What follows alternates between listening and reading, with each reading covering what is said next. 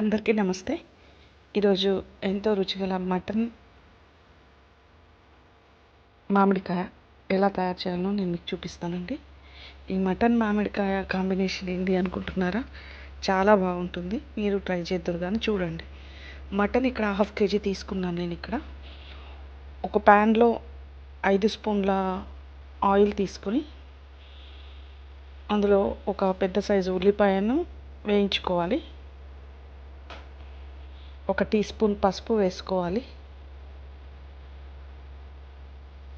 1 table spoon అల్లం వెల్లుల్లి paste వేసుకొని ఉల్లిపాయ అల్లం వెల్లుల్లి రెండు కూడా పచ్చివాసన పోయేంత వరకు కలుపుకోవాలి.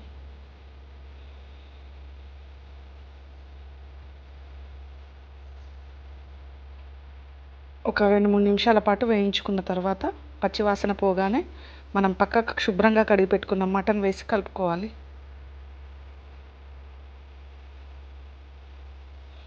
నేను తీసుకున్న మటన్ ఇక్కడ కొంచెం లేతగానే ఉందండి. నేను కుక్కర్లో ఏం వేయలేదు.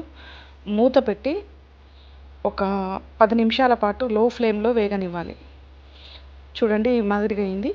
కొంచెం నేను మెంతికూర వేసినండి. మటన్లో ఎప్పుడైనా మెంతికూర, మటన్ అయినా చికెన్ అయినా కొద్దిగా మెంతికూర, చిన్న మెంతికూర దొరుకుతుందండి. అదైతే చాలా బాగుంటుంది. నాకు దొరకక నేను ఇక్కడ పెద్ద మెంతికూర వేసినాను. మూత పెట్టి మళ్ళీ ఒక 5 నిమిషాలు మగ్గనివ్వాలండి లో ఫ్లేమ్లో. చూడండి ఎంత బాగా మటను అది వేగిపోయి నూనె బయటకు వస్తుంది కదా. మెంతికూరను మటను బాగా వేగింది. మెంతికూర వేయడం వల్ల వాసన రుచి రెండు వస్తాయండి. ఇప్పుడు ఇందులో కారం వేసుకోవాలి. 2 టేబుల్ స్పూన్ల కారం వేసుకోవాలండి. 1.5 టేబుల్ స్పూన్ల 1.5 టీ స్పూన్ల ఉప్పు వేసుకోవాలి. 1/2 kgకి ఇది పక్కా కొలత అండి. మీరు ఇదే కొలతలతో ట్రై చేయండి, చాలా బాగా వస్తుంది. గరం మసాలా 1/2 టీ స్పూన్ గరం మసాలా వేసుకున్నాను. అలాగే జీరా పౌడర్, జీలకర్ర పొడి ఇది కూడా ఒక 1/2 టీ స్పూన్ వేసుకోవాలి. ఫుల్ టీ స్పూన్ అయినా మంచిగానే ఉంటుందండి. ఆ జీరా వాసనతో చాలా టేస్టీగా మటన్ రుచిగా తయారవుతుంది, మంచి వాసన వస్తుంది. నేను ఇక్కడ ఒక మీడియం సైజ్ మామిడికాయ తీసుకొని దాన్ని చిన్న పీల్ చేసి పై పొట్టు పీల్ చేసి చిన్న ముక్కలుగా చేసుకున్నాను. పిక్కని తీసేసి అది మటన్లో ఇప్పుడు వేసుకోవాలి.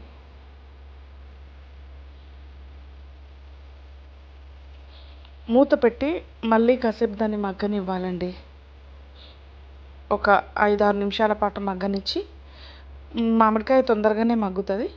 కాకపోతే మటన్ కూడా మనం డైరెక్ట్ వేసినాం కాబట్టి మొత్తం ఒక 20-30 నిమిషాలలో మంచిగా ఉడికిపోతుంది. ఇప్పుడు మాత్రం ఈ మామిడికాయ ముక్కలు వేసిన తర్వాత 5-6 నిమిషాలు పెట్టుకొని తీసాను. ఇందులో ఇప్పుడు ఒక గ్లాస్ వాటర్ పోసుకోవాలి.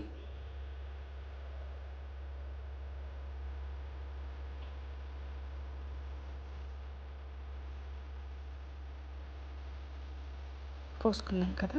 ఇప్పుడు మనం ఇందులో కొబ్బరి పొడి, ధనియాల పొడి వేసుకోవాలండి. 1 టేబుల్ స్పూన్ కొబ్బరి పొడి వేసుకున్నాను. 1 టేబుల్ స్పూన్ ధనియాల పొడి, కొరియాండర్ పౌడర్,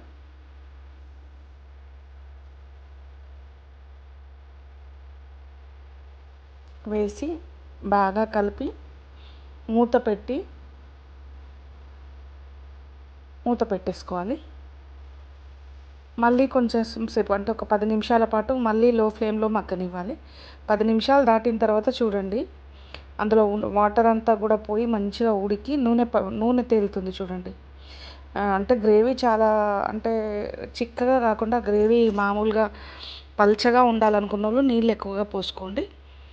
ఇట్లా చేయడం వల్ల మనకు గ్రేవీకి గ్రేవీ ఉంటుంది, అన్నంలోకి బాగా కలుస్తుంది, మామిడికాయ పులుపు ముక్కలకు పడుతుంది, ఎంతో టేస్టీగా తయారవుతుందండి. అయిపోయింది. ఇప్పుడు దీన్ని క్లోజ్ చేసి స్టవ్ ఆఫ్ చేసి నేను ప్లేట్లోకి తీసుకుంటున్నాను. అసలు ముక్కలు టేస్ట్ ఉంటాయి, ఆ గ్రేవీ కూడా చాలా బాగుంటుందండి వేడి వేడి అన్నంలో. నేను చెప్పిన ఈ కొలతల ప్రకారం మీరు ట్రై చేసి చూడండి. ఎలా ఉందో నాకు కామెంట్ చేయండి.